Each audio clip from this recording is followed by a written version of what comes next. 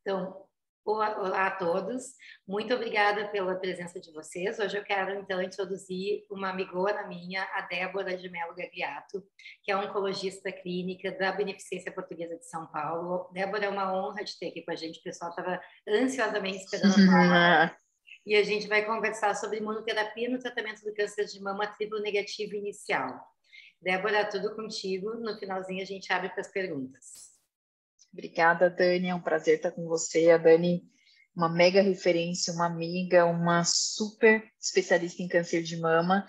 E vou colocar um pouco dos meus conceitos, vou colocar alguns pontos pré-clínicos antes de colocar os estudos que eu acho que é importante para a gente entender imunoterapia em câncer de mama triplo negativo e depois vou pincelar um pouco doença metastática também. Então, colocando aqui a importância do sistema imune para a resposta à quimio. E esses estudos sempre me chamaram muito a atenção, que desde o início de 2010, os pesquisadores dedicados à mama, e esse é o Carsten Denkert, que é um alemão, que sempre é um patologista que viu muito isso, mostra, né, quanto você ter uma resposta imune pré-existente faz com que você tenha melhores respostas ao tratamento e, consequentemente, um melhor prognóstico.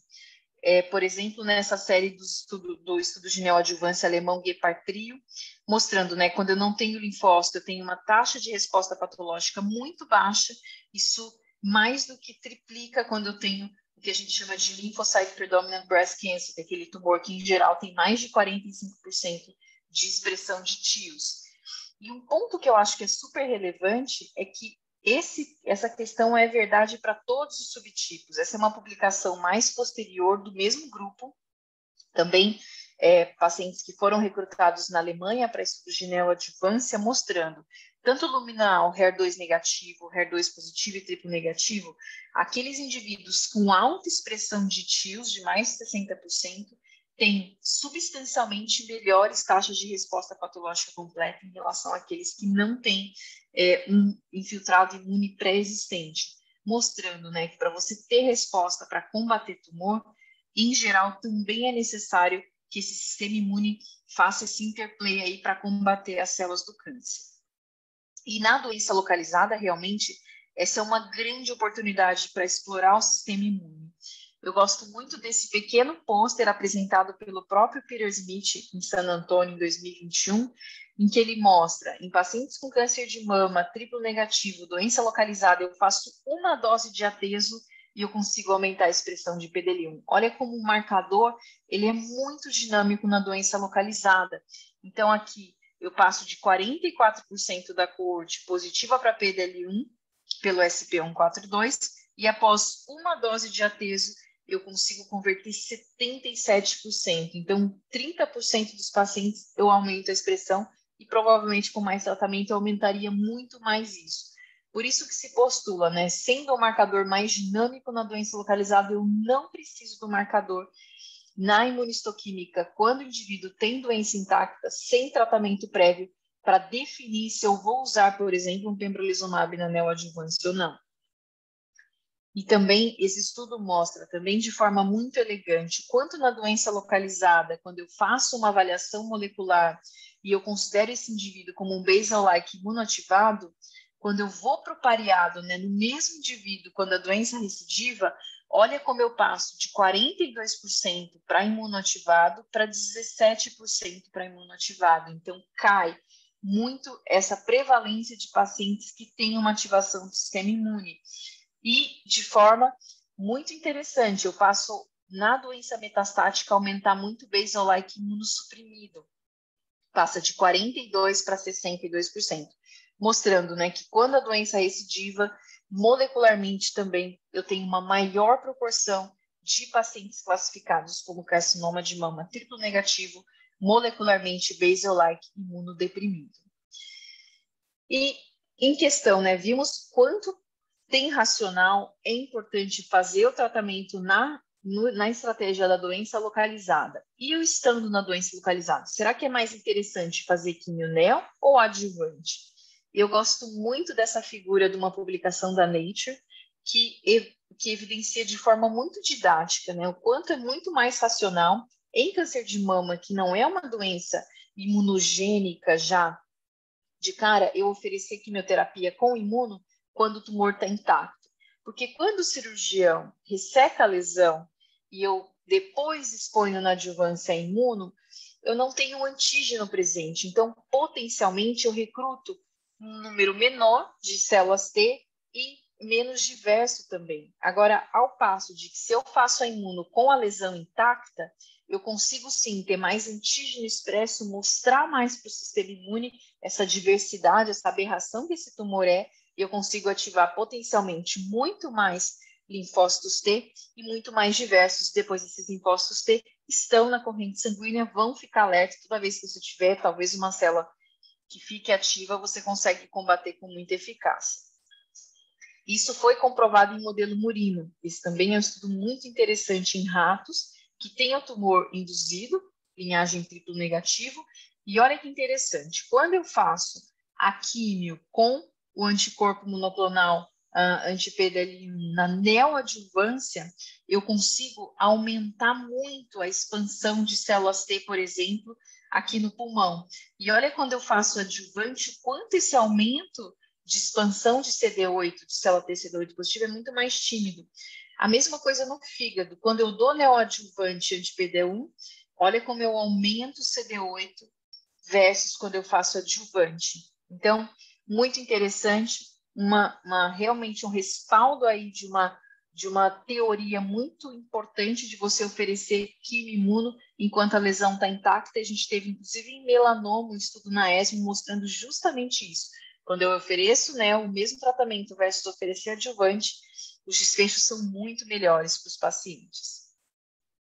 Bom, o que eu tenho de inibidor de checkpoint na doença localizada, esse é o estudo mais famoso, acho que da atualidade em câncer de mama, o Keynote 522. Eu vou ressaltar alguns pontos de fortaleza desse estudo frente aos outros de neoadjuvância de imuno. Primeiro é o tamanho, é o maior estudo de quimio-imuno neoadjuvante em triplo negativo, mais de 1.000 pacientes, e aqui doença de alto risco. Então, tumores acima de 2 centímetros ou aqueles tumores menores com comprometimento linfonodal axilar.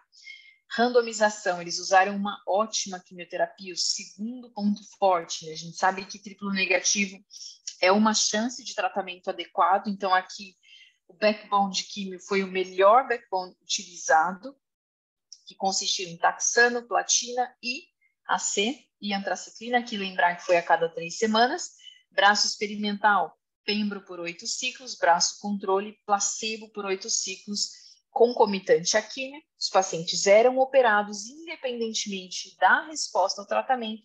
O pembro era mantido por 9 ciclos, adicional na adjuvante, ou placebo por 9 ciclos. Primeira apresentação desse estudo chamou muito a atenção números históricos de resposta patológica completa desse estudo. Então, realmente, uma taxa de 65% de PCR em câncer de mama triplo negativo realmente é uma revolução, um avanço muito grande. E aqui na primeira apresentação, o pembro aí acarretou um aumento absoluto de resposta patológica completa que chegou a quase 14%.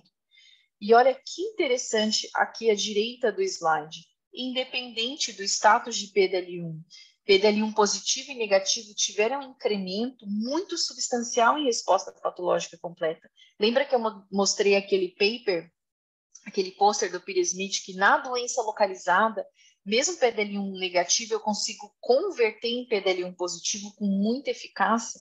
Então, essa figura mostra justamente isso, que o benefício ocorre, talvez, se eu biopsiasse no ciclo 2, nesse estudo eu mostraria um enriquecimento muito grande da expressão de PDL1. E eu chamo a atenção a mais um ponto nesse slide. Quem tem uma resposta imune já pré-existente, realmente experimenta números de resposta patológica completa maior do que quem é PDL1 negativo, mas os dois grupos se beneficiam do acréscimo do pembro. Na análise interina de número 3, olha como os paradigmas com o imuno vêm mudando. Olha que eu tenho aqui uma diferença um pouco menor, os pacientes tiveram uma excelente resposta patológica completa com taxano, platina e antracíclico. Aqui o delta passa a ser de 7,5% de aumento de PCR para pembrolizumab e eu chego a 63% de resposta patológica completa nesse grupo. E eu lembro que quando na medicina, né, nos estudos clássicos de drogas anti-HER2, eu tinha esse aumento mais discreto de PCA, talvez essa droga não se traduziria em ganho de sobrevida a longo prazo, mas para imuno, esse paradigma provavelmente não é adequado, porque olha como, mesmo com ganho que não foi tão exuberante, com uma magnitude não tão grande, em termos de PCR do acréscimo de pembro a quetenel, em termos de sobrevida de livre de evento, eu tenho aí quase 40% relativo de redução do risco de recidiva e um ganho absoluto que fica aí pouco mais de 7%, mostrando que a droga não só aumenta modestamente o PCR na análise interina de número 3, mas ela aumenta aí o número de pacientes que não experimentam recidiva invasiva e, infelizmente, nesse tipo de doença, a recidiva vem às custas de recidiva à distância, que é basicamente incurável.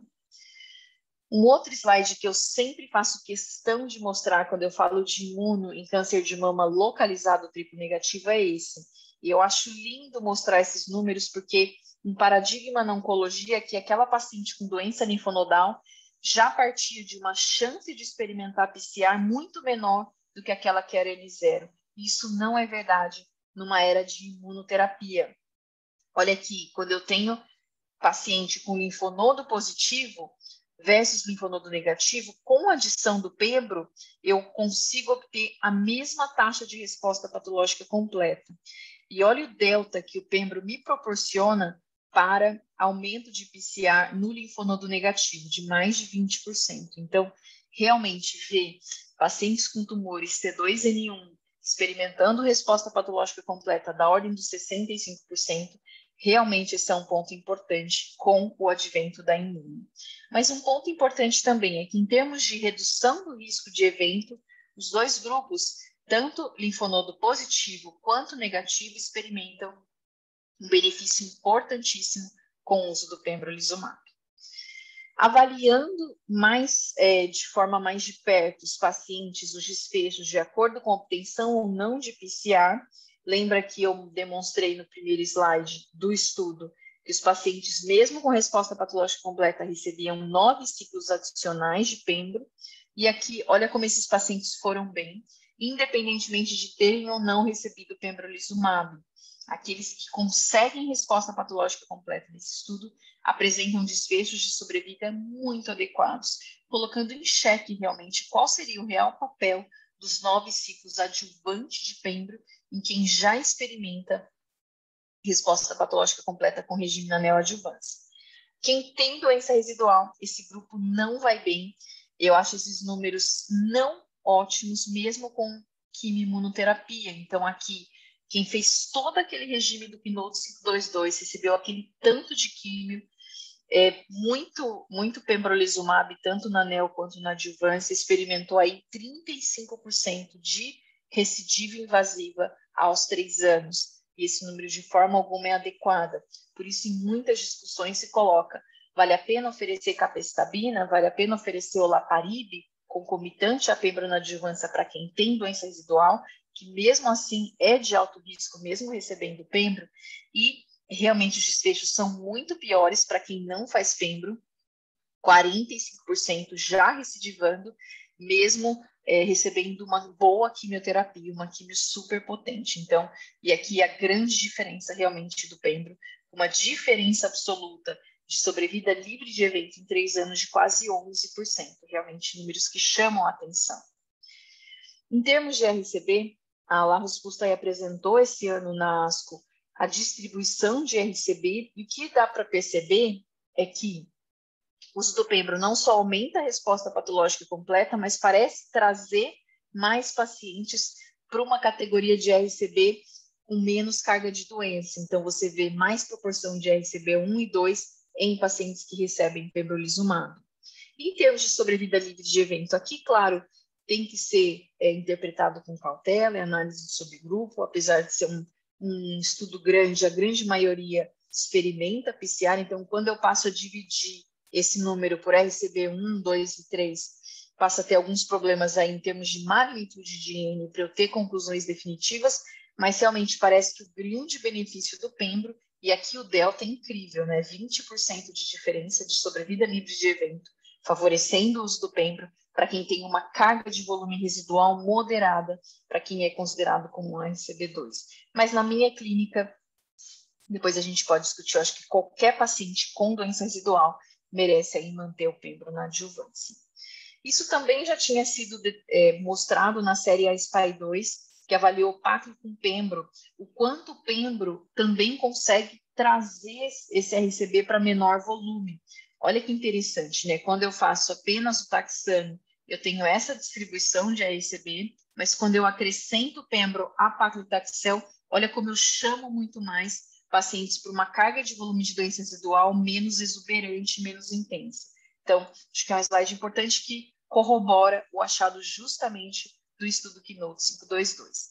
Então, aqui são os estudos em perspectiva de neoadjuvância que eu tenho em câncer de mama triplo negativo, fora o 522 que a gente explorou mais. Tem o ASPY-2, que eu acabei de falar, mas tem outro estudo de fase 2, que é o Geparnuevo, que avaliou durvalumab. Temos também o Impassion 031 e o estudo italiano Neotrip. Basicamente, todos eles, com exceção do Neotrip, mostraram que pembro, que imunoterapia, né, no caso pembro ou atezo ou durvalumab, aumentaram substancialmente a resposta patológica completa, com exceção do Neotrip.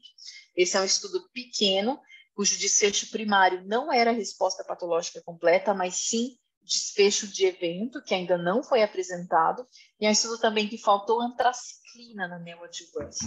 Se postula muito que os antracíclicos são quimioterápicos que induzem morte celular imunogênica e talvez sejam muito importantes numa era em que a gente vai usar imunoterapia.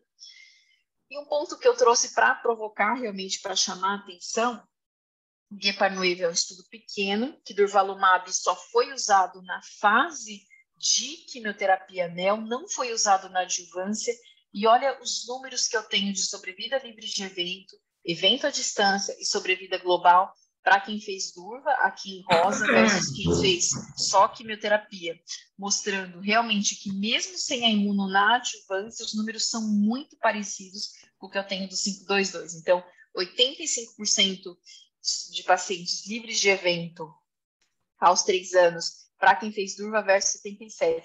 Vou voltar só para a gente refrescar o número do 522. O número geral, peraí. Que foi 84 versus 76, e aqui todo mundo que estava no braço de pembro fez 9 ciclos de pembro adjuvante. Então, números muito parecidos. Obviamente que esse não é um estudo definitivo, acho que é importante termos um estudo especificamente desenhado para omitir imuno na adjuvância de quem experimenta a resposta patológica completa, mas de forma clara esses números são provocadores em relação a isso. Só para provocar um pouquinho também, na doença localizada, a gente sempre entende que talvez o regime do 522 seja um regime muito intenso. Esse estudo me chamou a atenção, foi um pôster apresentado em San Antônio de um estudo chamado PEARL, que avaliou especificamente o triplo negativo localizado. Nesse estudo já usa a definição de triplo negativo que eu pessoalmente acho adequado. Lembrar que o 522, receptor de estrógeno, tinha que ser menor do que 1%.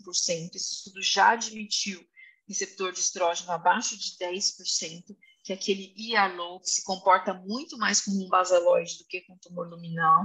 Os pacientes fizeram uma dose de pembro, depois radioterapia na lesão da mama e depois apenas químio, não fizeram mais imuno. Então, isso seria aí uma redução de custo incrível, né? E olha que interessante esse estudo, a grande maioria dos pacientes nem fez carboplatina, fez só taxano com antracíclico, 56% atingiu o PCR com essa estratégia, 74% RCB0 ou 1, e 75% dos que tinha doença linfonodal conseguiu extinguir a doença linfonodal, evitando o esvaziamento.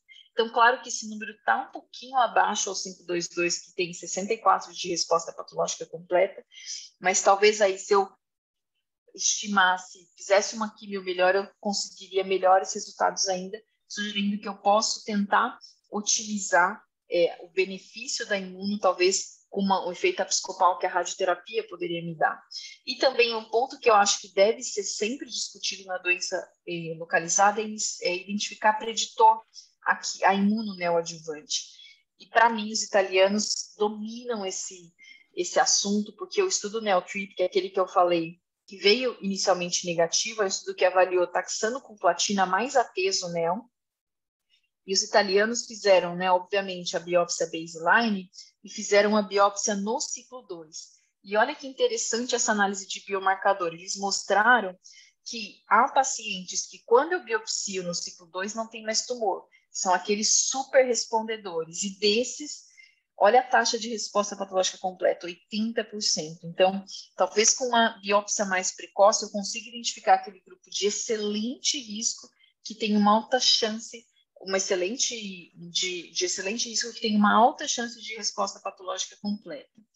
E eles fizeram várias avaliações em termos de metabolismo do colesterol, de gordura, de subtipo molecular, de angiogênese. Eles mostraram, né, que aqueles indivíduos que têm uma alta carga de angiogênese, eles não respondem bem à imuno, e aqueles também que têm esse metabolismo lipídico associado à glutamina também tem uma certa resistência à imuno. Isso um dia pode ser refinado para estratificar os pacientes que precisam, inclusive, de talvez mais estratégias para tentar estimular o sistema imune.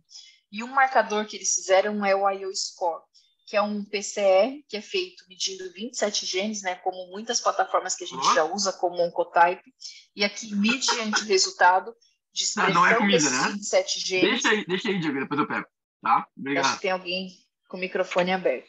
O paciente era classificado como imune positivo, IO score positivo ou IO score negativo.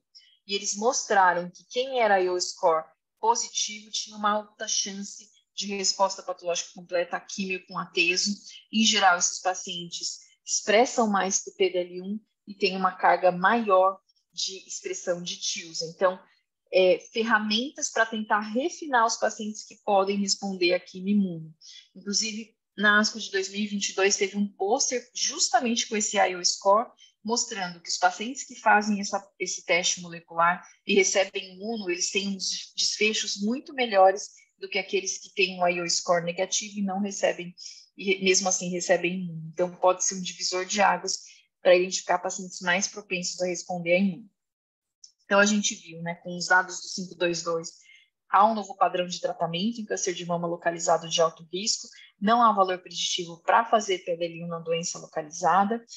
Talvez existam pacientes com uma menor carga de volume de doença que também mereçam pembro. Como a gente define esse alto risco ainda é um desafio.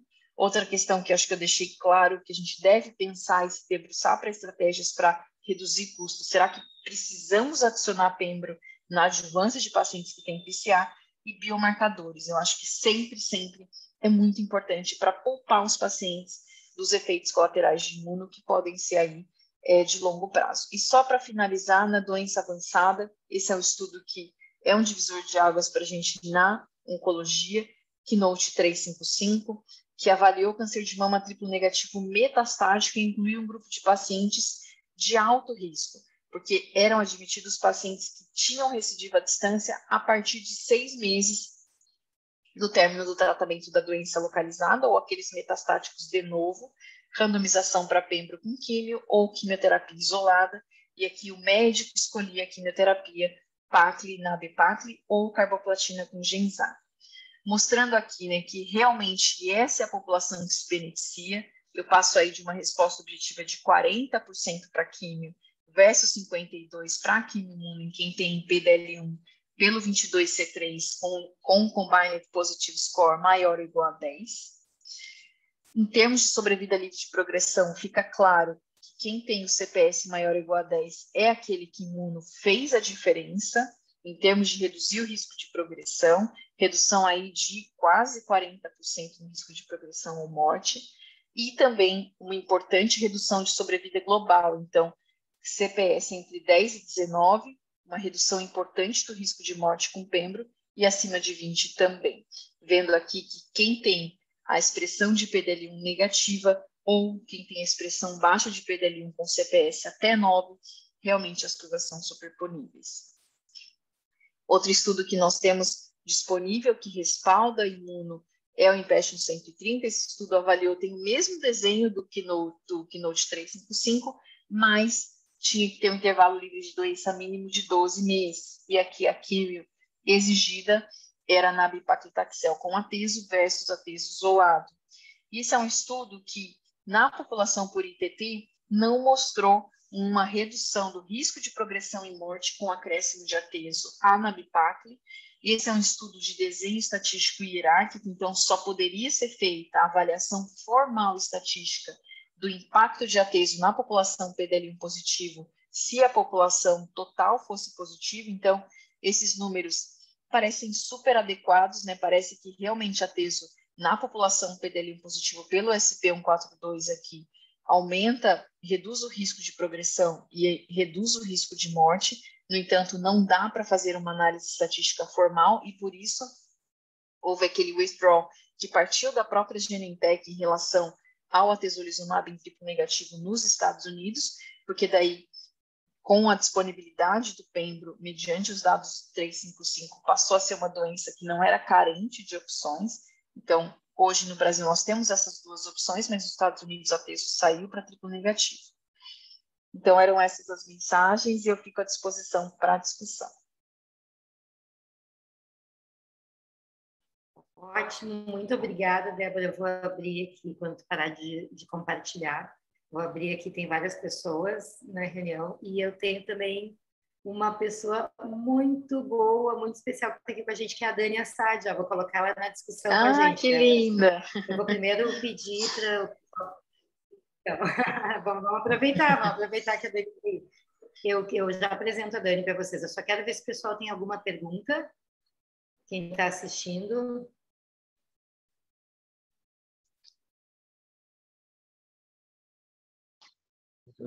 Está todo mundo tímido. Bom dia presidente. Abaixa um pouquinho aqui.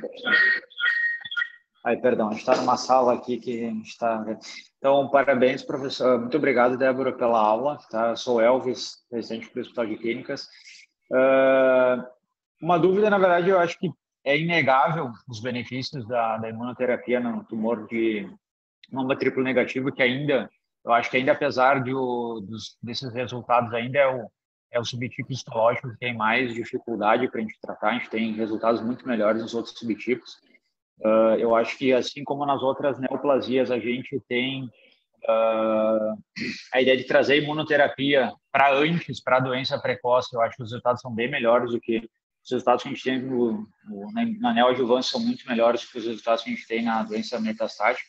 Mas uma dúvida que tenho, assim, não é bem diretamente relacionado ao motivo da aula, mas é uma coisa que sempre me intriga, que hoje em todas as histologias a gente está querendo levar imunoterapia. Se tu acreditas que tem espaço para imunoterapia nos outros subtipos, assim, principalmente na doença luminal? Essa é uma pergunta muito interessante, eu acredito sim.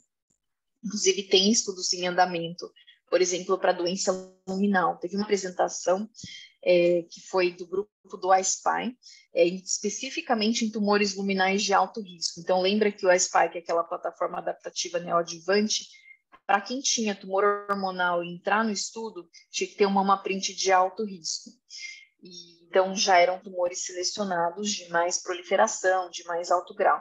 E esses pacientes tiveram uma avaliação molecular por uma plataforma também de alguns genes relacionados ao sistema imune, e os pacientes foram classificados como imunopositivos e negativos, semelhante a esse IO score que eu mostrei um pouco para vocês. E eles demonstraram que no braço que fez o pacli com pembro, no hormônio positivo, que tinha essa assinatura imune, a taxa de resposta patológica completa foi de 70% com pembro, sugerindo que tem um grupo, mesmo com doença com expressão de receptor de estrógeno HER2 negativo, que pode experimentar um benefício grande com quimio-imuno.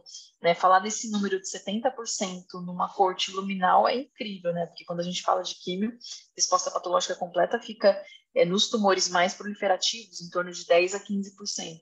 Então, acho sim, inclusive, mediante os resultados dessa análise apresentada esse ano na ASCO de 2022, os investigadores estão indo adiante com o estudo de químio, imuno para pacientes com tumores hormonais considerados de alto risco e essas assinaturas para orientar aí a melhor seleção e o potencial grupo melhor para se beneficiar dessa estratégia.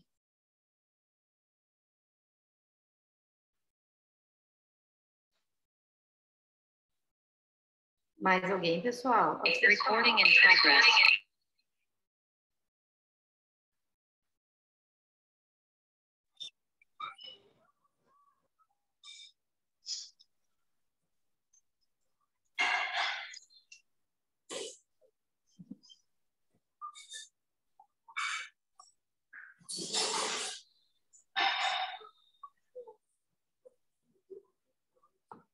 Posso falar?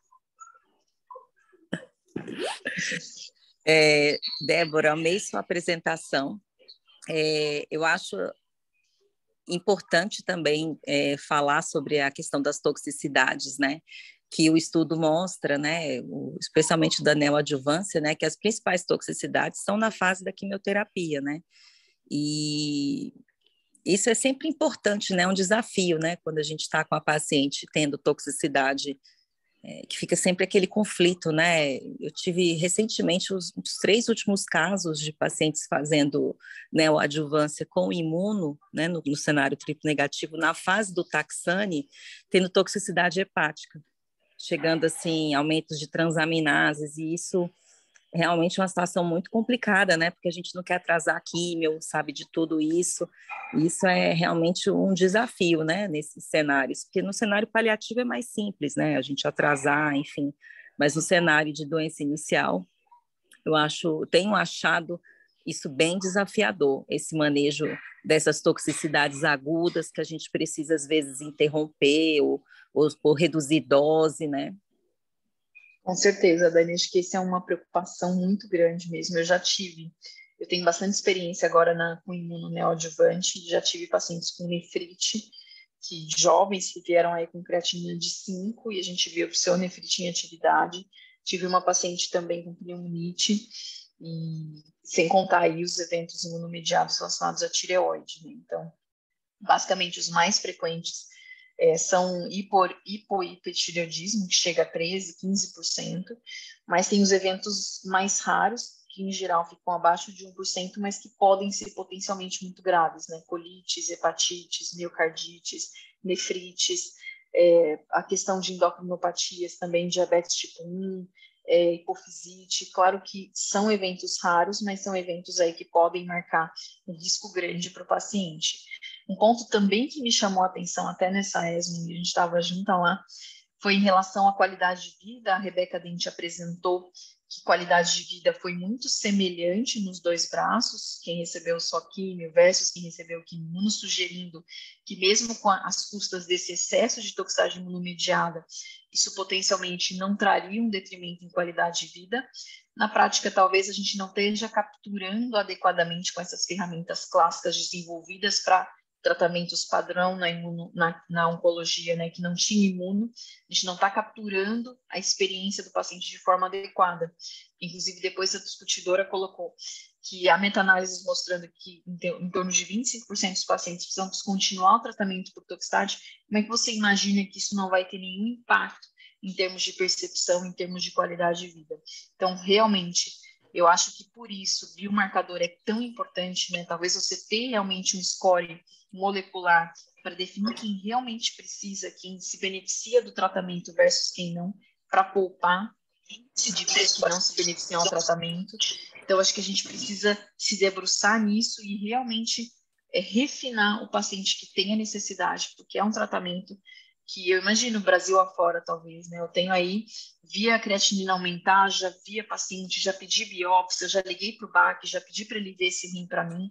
Então, assim, como é que esses tratamentos que vão ser dados Brasil afora, qual vai ser o impacto aí, as sequelas que isso vai causar nos pacientes, né? Pessoal, vocês estão me ouvindo agora? Sim. Tem um probleminha, desculpa, eu não consegui apresentar a Dani Assad. A Dani é a nossa super especialista em mama, inclusive libanês de Brasília. Dani, muito honrada da tua presença. Inclusive, a Dani vai nos dar aula também nesse programa, tá? Então, se preparem que ela vai estar aí para vocês explorarem bastante. Então, me desculpa pela minha conexão que eu tive. Eu não sei se alguém tem alguma outra pergunta antes de eu fazer uma aqui. Pessoal, por favor, fiquem à vontade. O webinar é de vocês. Alguém aqui dos residentes ou dos colegas que estão assistindo? Eu não sei se eu perdi alguma coisa das perguntas de vocês, mas, assim, uma dúvida que eu tenho, adoro aquela tua... Eu vou te dizer que eu aprendi muito com algumas aulas que tu desse, essa questão de usar a imunoterapia na doença inicial ou mais avançada. Mas já que a gente tem na doença avançada, estudos randomizados com 2 aprovações, a gente tem o pembrolizumab e tem a atezolizumab. Como é que tu está conduzindo o teu dia a dia em relação a isso? O que tu pede? Para começar, que a gente tem 2 imunistoquímicas diferentes, o que já me causa bastante desconforto, né? Que a gente fica desgastando o bloco de parafina, onerando o sistema e demorando mais. Como é que tu tem conduzido esses casos? Paciente com doença metastática triplo negativa. Na prática, eu sempre tento fazer na mama, que é um tecido que realmente tem uma prevalência maior de expressão de PDL1. E num contexto que eu tenho aqui do Mirante, que eu tenho assim esse conforto de ter recursos, eu peço os 2 de cara, que eu entendo, sim, que eu estou no cenário metastático e que, infelizmente, eu estou diante de uma doença potencialmente incurável, mas eu acho que tempo para triplo negativo, mesmo na doença metastática, é importante. E às vezes, se eu deixar e vou fazer um, depois vem negativo, mas eu quero tentar o outro. Esse tempo perdido, talvez isso possa impactar em mais divisão, em perda de tempo, e talvez uma doença clonalmente mais evoluída. Eu acho que triplo negativo é tão grave que semanas podem contar aí em termos de timing para início de um tratamento adequado. Então, eu já peço os 2. E se os 2 vêm negativo, eu vou para o pembro, que é o que eu tenho documentado um ganho estatisticamente significativo em sobrevida global. Mas se eu tenho um negativo e outro positivo, eu sempre tento expor a imuno, mesmo que o teste me aponte só o ateso. Se tu tens os 2 positivos, na melhor das hipóteses, tu vai para o pembro primeiro. Eu tenho escolhido o pembro porque o estudo está positivo, é o estudo limpo, né, que a gente não tenha essas críticas de não poder fazer análise formal na população PDL1 positivo estatística, né? E se os 2 derem negativo, Deb, você vai para o DEVA? Ou vai para a cisplatina? Se os 2 derem negativos e o paciente tiver mutação germinativa em BRCA, eu vou para o olaparib de primeira linha.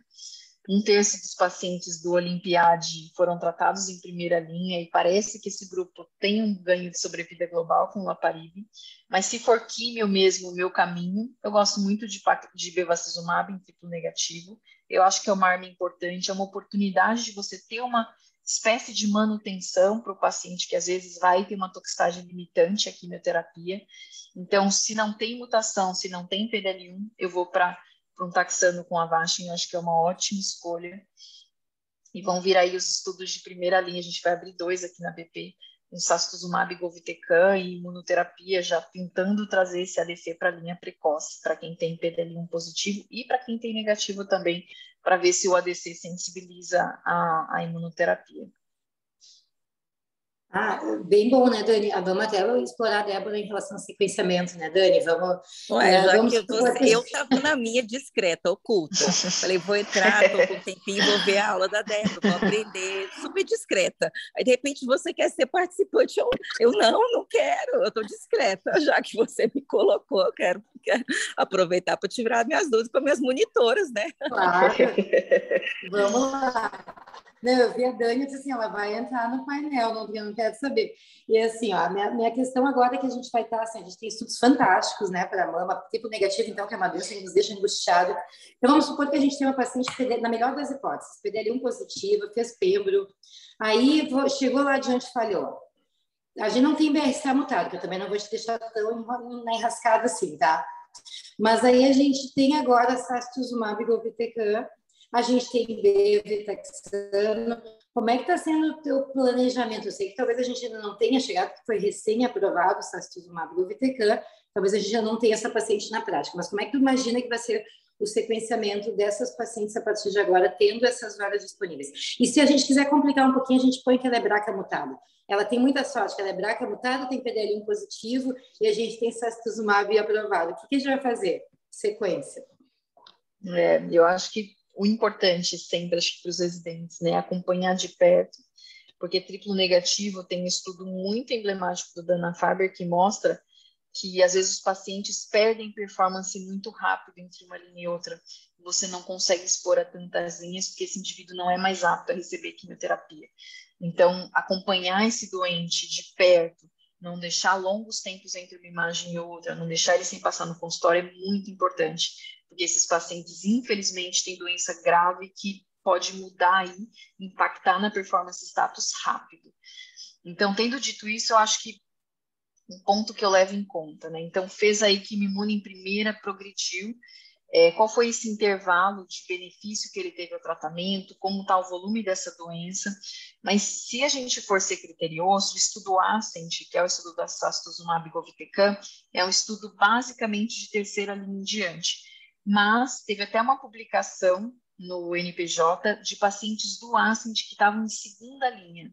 E esses eram os pacientes que tinham recidivado muito precoce da doença, do tratamento da doença localizada. Então, assim, se tivesse recidivado nos primeiros 6 meses do acompanhamento na adjuvância, e tivesse usado uma linha para adquimio na doença metastática, já era elegível para o ASCENT.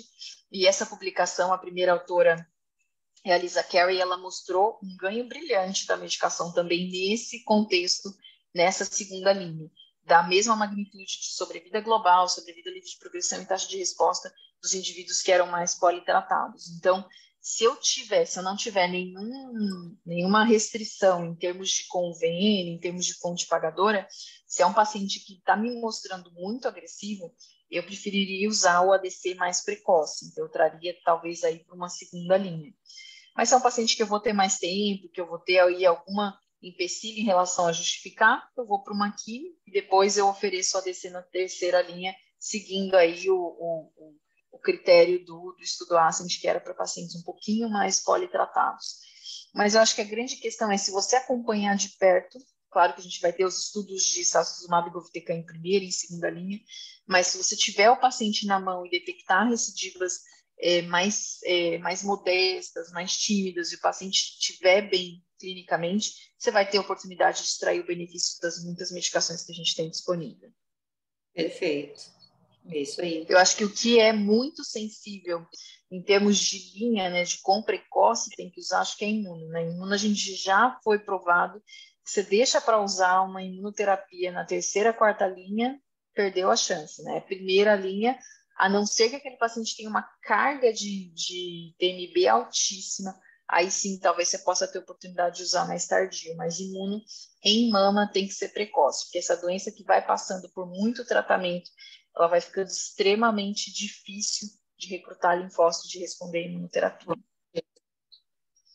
É interessante isso, e aquele teus slides iniciais que tu mostra, que eu acho muito elegante, aqueles estudos de quando é que tu tem linfócito recrutado, né? Será que isso não é uma dica que na adjuvância a gente não vai ter um grande resultado? Porque se a gente já não tem o tumor, né? Daqui a pouco, será que a gente vai ter algum benefício de imunoterapia na adjuvância?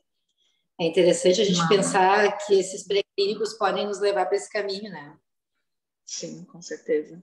Eu acho que em mama é uma doença difícil de responder, então toda oportunidade de você refinar um pouco, de aumentar a taxa de resposta imuno é útil. Na minha percepção, acho que esses estudos vão ser muito diferentes, o que a neoadjuvância está mostrando, do que os estudos de adjuvância vão mostrar. E levando mais adiante esse raciocínio, talvez a gente devesse ter incluído no Keynote 522 estágio 1, porque quanto mais precoce ali com o tumor presente, talvez melhor, né? Então, acho que isso é um dilema que a gente sempre fica discutindo, né, Débora? Será que mais inicial na neoadjuvância não seria mais benéfico? Né? Isso é interessante também de pensar. Exato. E o que tu vislumbra de biomarcador? Qual que é a diferença de um Pode tumor falar, Dani. de 0,6 centímetros para um de 2,1, né? Qual que é a diferença desse tumor? Sabendo que tem tantas diferenças nessas análises pré-patológicas, né? Os patologistas sempre discutem isso, né? Que tem muita variação, né, sobre essas questões pré-analíticas, né? Eu fico também com esse sentimento. Não, e como saber, né, que dentro desse tumor menor, talvez você não teria um clone mais resistente, mais agressivo, que a químio não fosse, entre aspas, suficiente, você não derivaria um benefício de imuno, né? É, eu acho que a gente tem muito que aprender. E a outra coisa que a gente também tem que aprender é quem não precisa da imuno, mesmo no estágio 2, mostra ali as curvas do Keynote 522 de quem teve resposta patológica completa, imuno não teve muita diferença ali. Só que a gente não tem como saber quem são esses pacientes a priori. Então, a gente vai continuar tratando todo mundo, excluindo os estágio 1, e é isso aí, até a gente aprender qual vai ser o biomarcador que vai nos ajudar.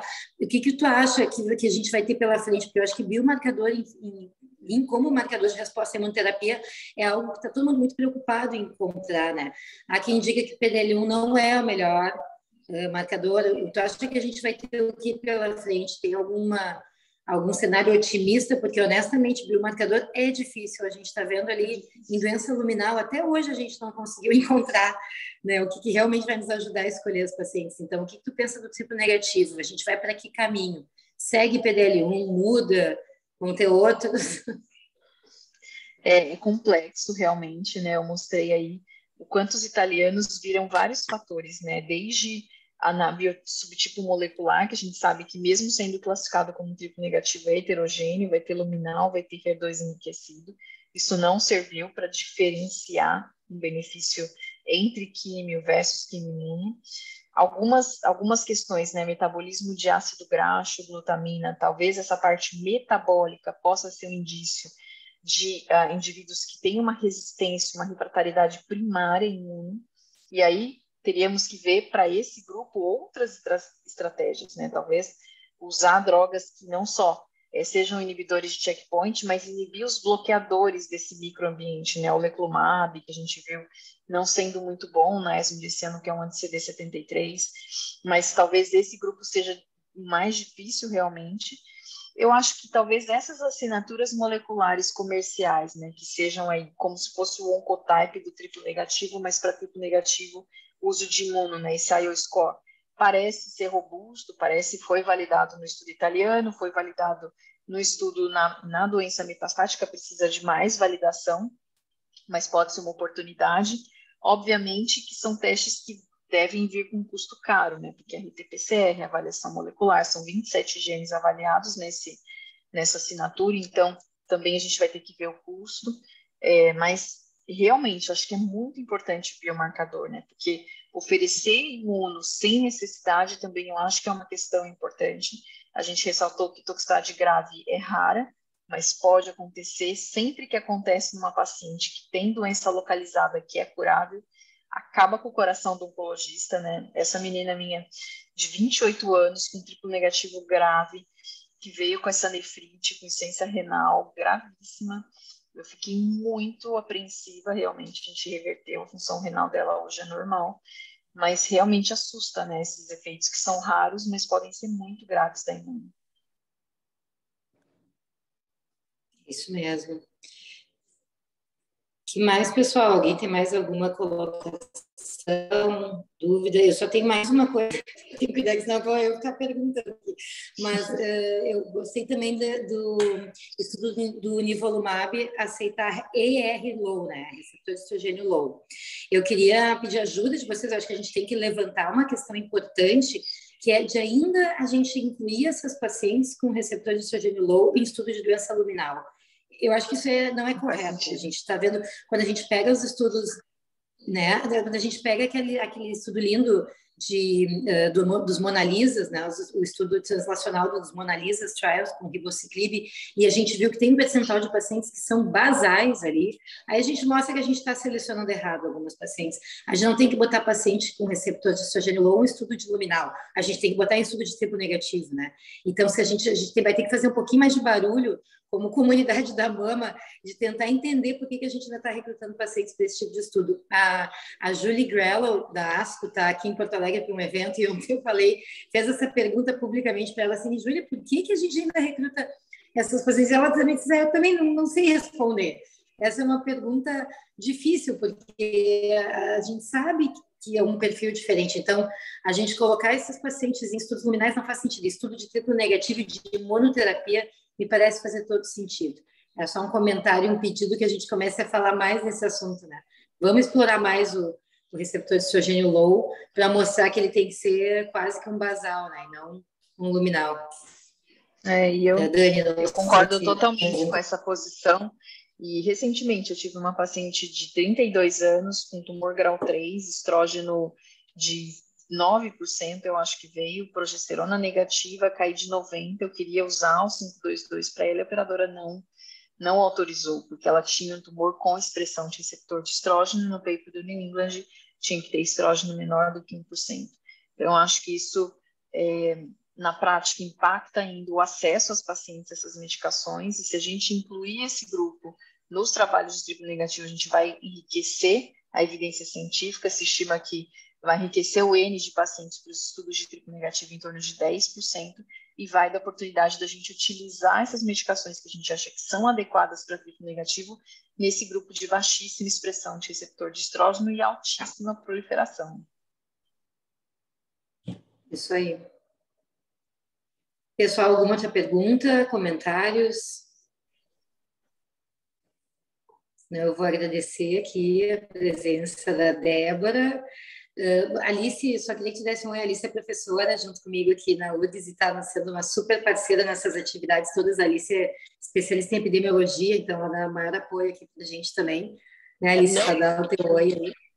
Queria agradecer, eu estava aqui pensando, eu estou economizando a minha voz aqui, que eu estou com Covid, mas eu queria agradecer, super bem exposto, né? Só queria fazer um rápido comentário, já que a gente tem um tempinho. Quando a gente está lidando com uma alternativa terapêutica que tem um perfil de toxicidade de qualquer ordem muito pronunciado, a gente sempre tem que colocar nos estudos contra vamos dizer assim, a gravidade da doença, né? O burden, né, da doença. E no triplo negativo da mulher jovem, principalmente, é inequívoco, né? Que a gente pode fazer essa proposta de oferta precoce, independente da toxicidade, né? Tanto a toxicidade, né? Porque a gente tem até óbito associado, né? E que a gente ainda não controla totalmente qual é o preditor para a toxicidade grave, quanto a toxicidade econômica. Mas na relação custo-benefício da mulher jovem com triplo negativo, isso, vamos dizer assim, nos deixa mais tranquila, né? Em propor o estudo e, eventualmente, até utilizar a medicação quando ela estiver disponível depois da aprovação, né?